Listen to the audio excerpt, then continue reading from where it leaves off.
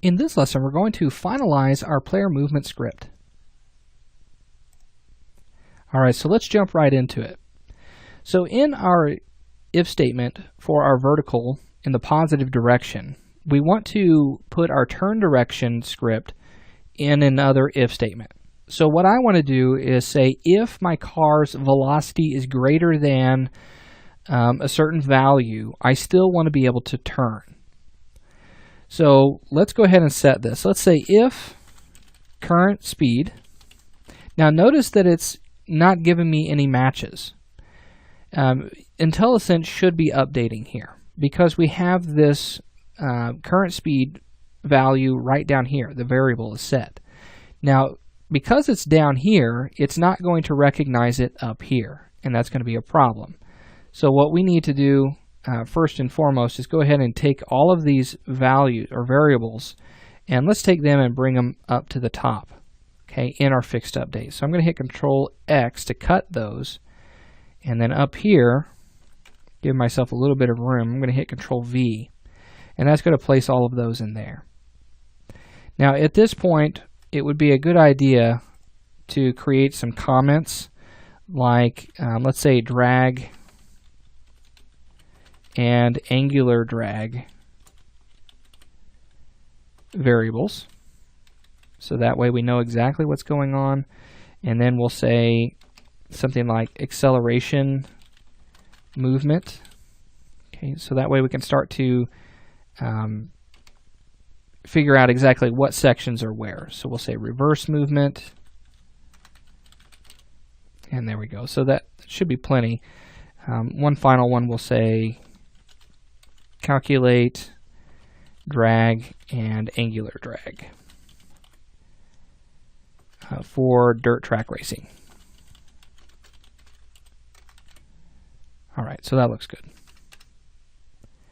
Okay, so now that I have that all set, it looks like I'm getting an error here, and that's because we started our if statement, but we didn't complete it.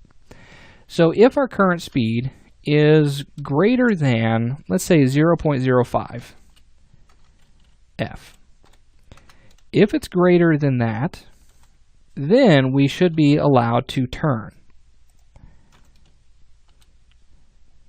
Now, if we're not greater than that, we're not going to be able to turn at all on this.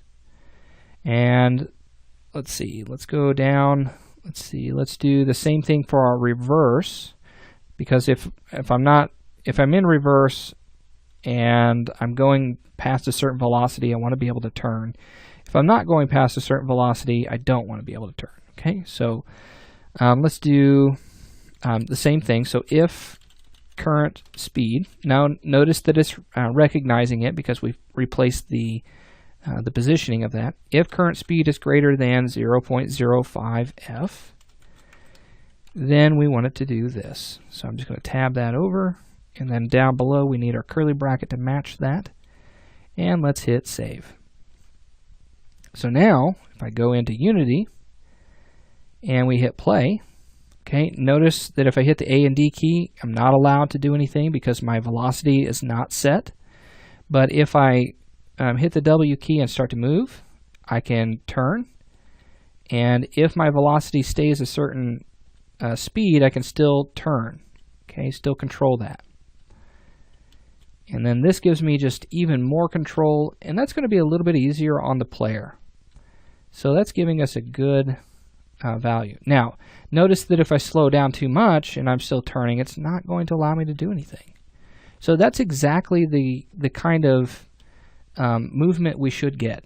So the W key isn't just moving forward, it's acting like as if it is the acceleration key, okay, the accelerator on a car. So we're giving it the gas, and then if we want to move backward, if we want to go in reverse, we'll hit the S key. Notice that I can turn as I should, and if I release that and I'm still trying to press the A and D key, it's not going to allow me to turn. It's still turning based on that velocity, or excuse me, based on its inertia, I should say. Okay, it was already in that direction, so it's going to finish that out till the angular drag takes over. And there we go. So we've got a great little bit of movement here. I'm really happy with that code. Really happy with the speed of this so far and the overall movement. So I think we're on the right track. So now that we have our movement down and we've got everything set, now what I want to do at this point is start working on the sprite animation. We've been looking at our sprite sheet on our mesh, and now we want to start getting the car on there and physically seeing this thing move and getting that to animate. So we'll get started on that next.